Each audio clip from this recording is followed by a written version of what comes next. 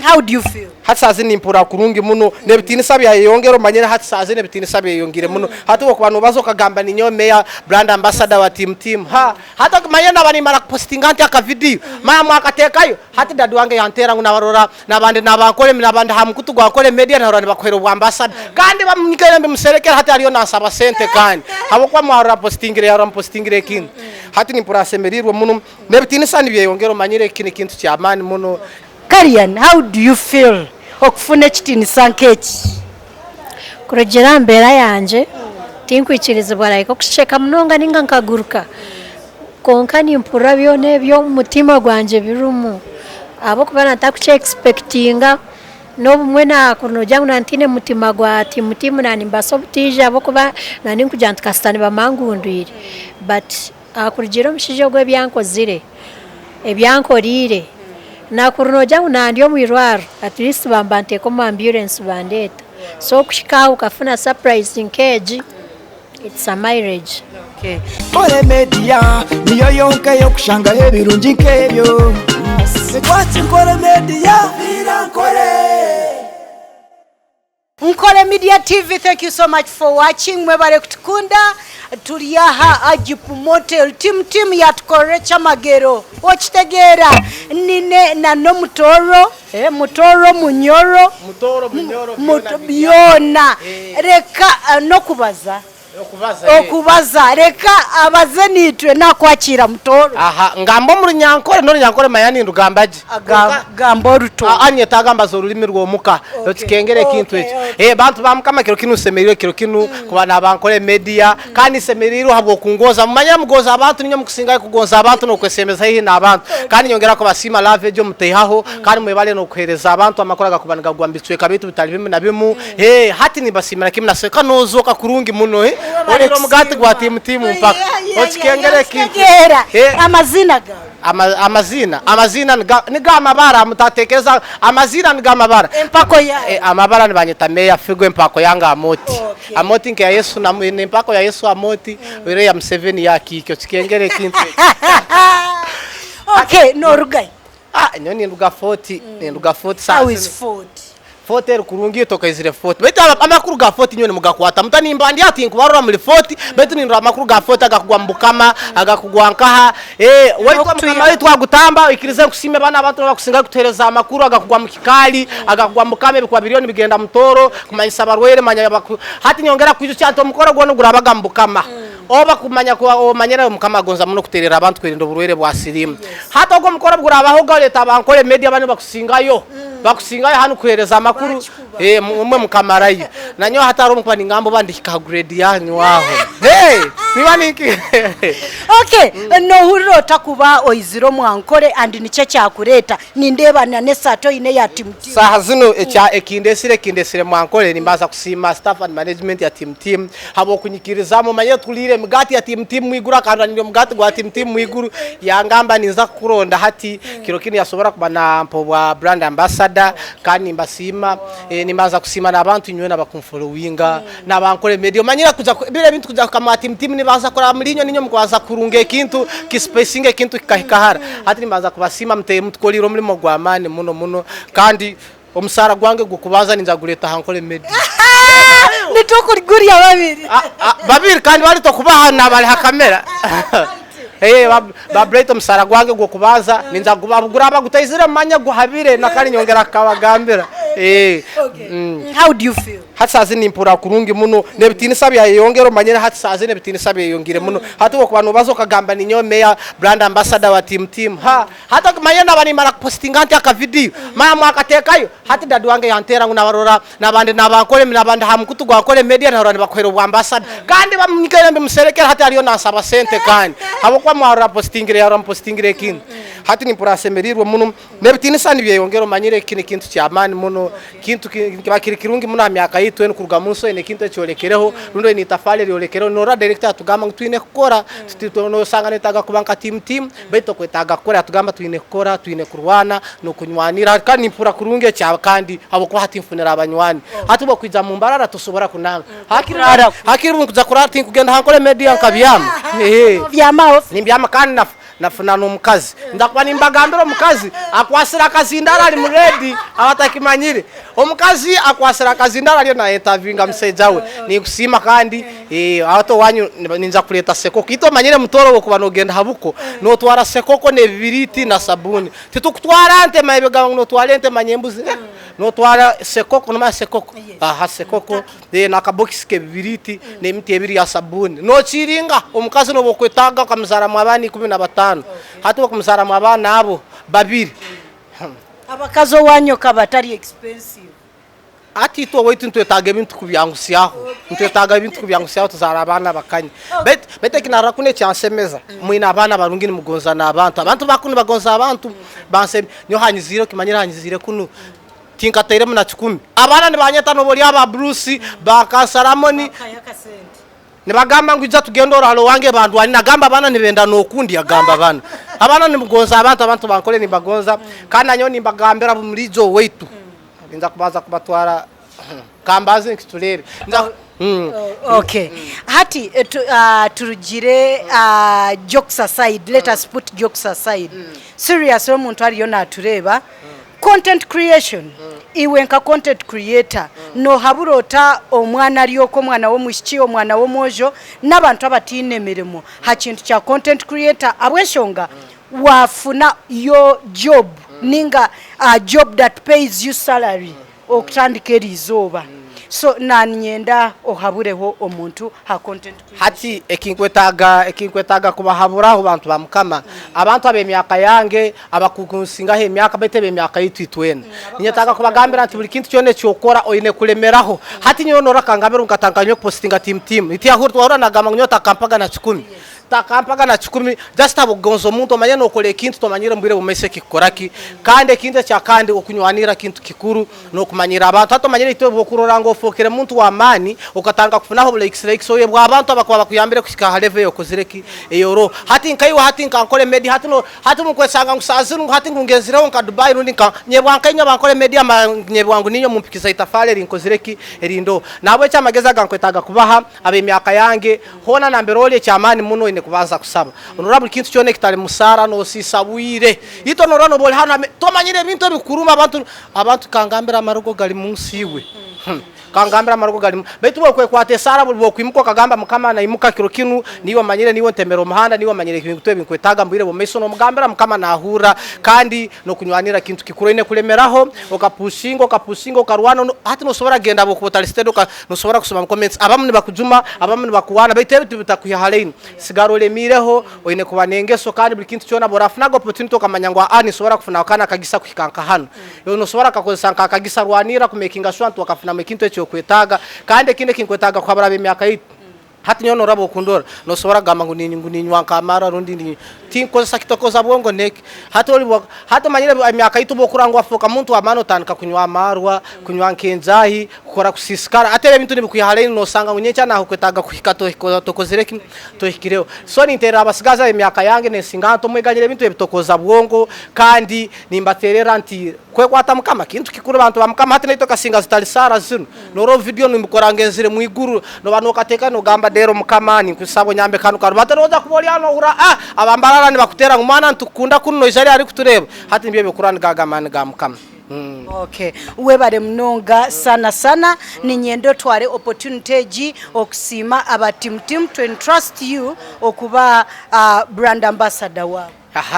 nimbaza kutwara guno mugisa kusima aba team aba staff and management team na muno dokita habwo kungoza dokita kangoza dokita nagonza abantu bamukama nyoka gamba hati dokita dero ni mtangana nyine ki dokita dero nyo ninza kumikanta betu dokita nakugonza nkoko kali wono ururabo kumika ukabasana na gamba ninyetaga nyenchobe muntu wa amani na nyencha no bunda abantu arongo no sobora kwemera no hobwa kaiso no gamba dokita role step yakakora mbomezi bwanga ruitafale yakateka bomezi bwanga nabo cyo nyongera kwa sima aba team kandi no rango bo postinga team kama gambi yino sobora gama no postinga team gutokufuna sente baitu no bokota kufuna sente hati nyombere ni postinga team baitu hati haro business zinde zinkuranga habo kwara zo postinga team ndamanya ngo noranga nabantu ba mani kandi kuri team abera takoraki hati no sango funa opportunity kuli abambarana bagamba uno moza postinga team postinga team baitu neno bokwano basa nikikuhaki nikikuhibara nabwo ece cyakandi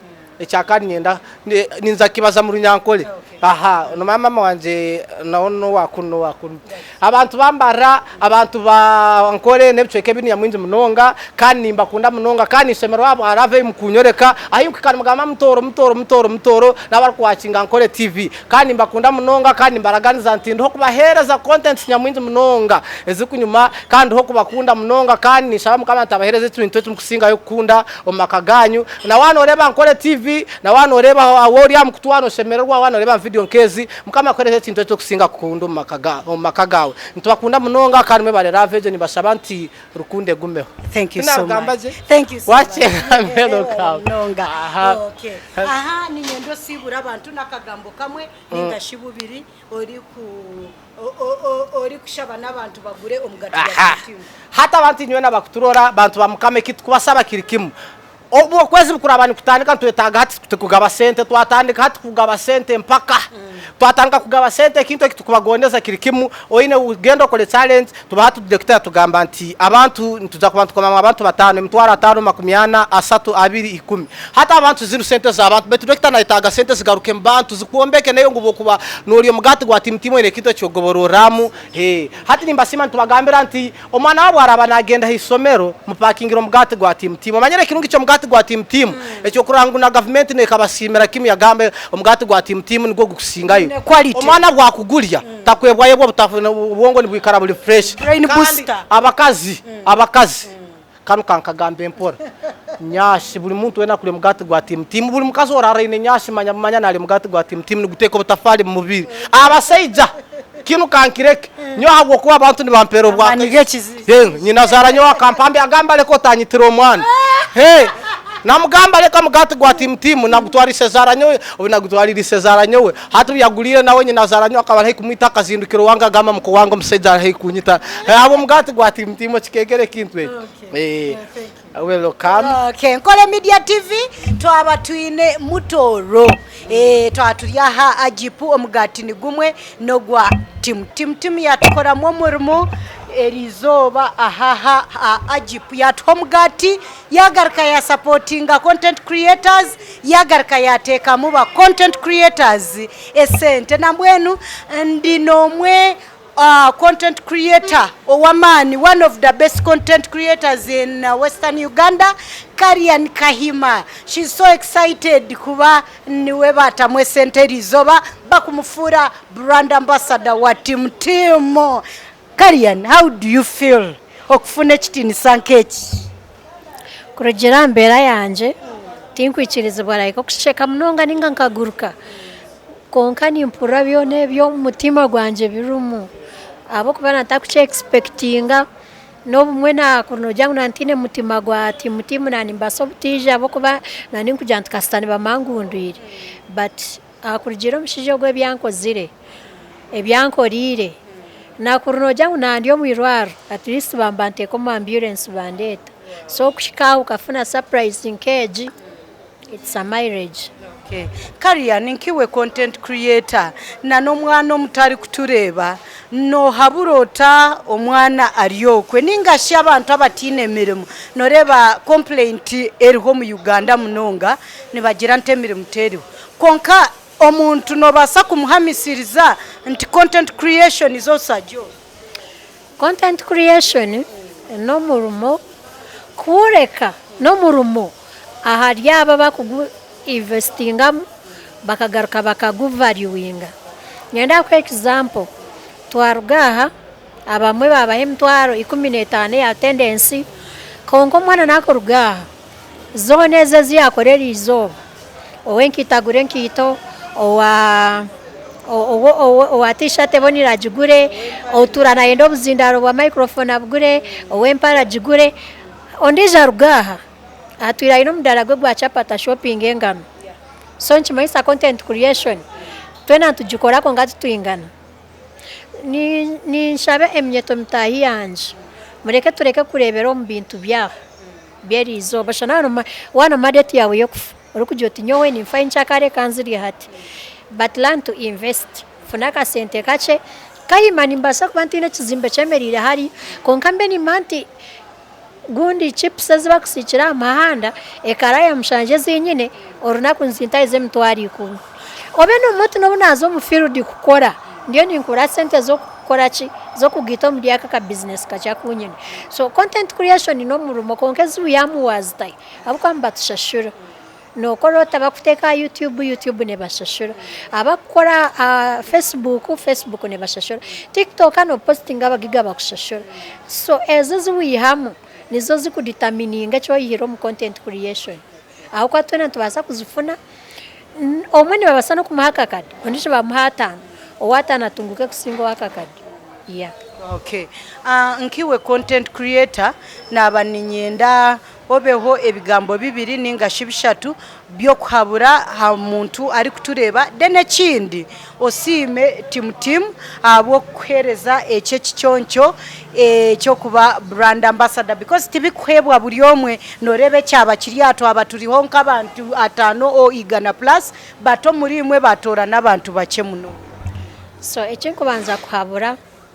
eminyeto mwe nabakundeba koro ino mugiga wawe mukwateje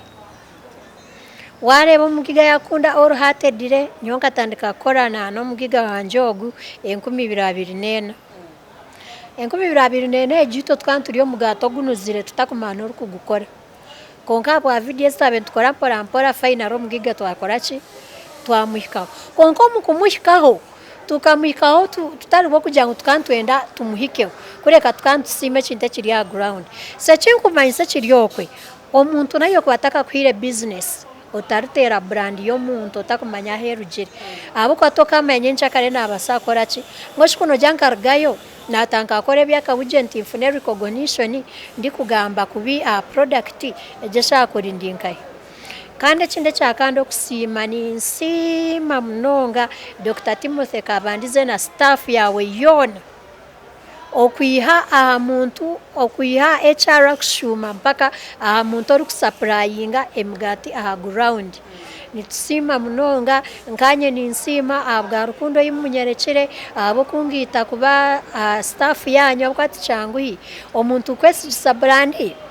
kushango ine brand ye ochikore kintu bakajango gu ni brand ambassador wa team so kunyeteka kunteka mobwesi je ngutindashisha brand nacho nitsimira mukama kandi nkushaba rukunde gume ebigambe bwangambire kuyantubugana nejesha nyina katabo kanja kunturana imbinotinga nambone bintaka kozire ninje nani mporishinga mpora mpaka indi shirayo go muntu owo kureba tinayanjira ntogu no mwana wanje ninye mukurize ninganye mushiraha orukunye simisi okay Carlian companies eziriokwe bakiri omu analog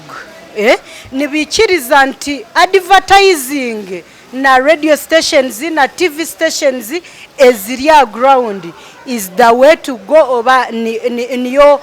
advertisement teriho ninyenda obeho akagambo kuwahereza bakama ba business omuchokuranga na social media because the trend is there and tekuza kurugawo and TikTok and social media trend ekiriho and niyo turiyo ntuzi ekingambira abagiga banje mwe nabariokwe abakiriyo mu mbera ya analog ni manyisachi okushanga ngiwe ebintu byawo tokwenda kubiteka social media TikTok n'abantu abamukureba ama TV ninga ama radio atakizire kwereze cyo cyuwahura trend nagiya TikTok eshaheje so otakaishwe kabwasheshire ningo ukashanga ba influencers abakobentu bako advertising ngira utachi babasabei the area the better dena chindi wanyisijisa business yawo kujiranga ni wafuna business yawe nka mukama wa business abuko kintu cyona kitandika hariwo mukama we kintu nyona ni nkuranga ni wafuna address ibarakore ki business kefune platform eyayo tutakatandikira ahari zero teka yebintu byawe otakanyesire kuranga ni wabanogeza ha page yawe mpora nyona mbona buro unkora we nakashanga tine page ninje mutandikira nje handoringa nchijimukisanko mutuke murekura njanti account yawe nakora ki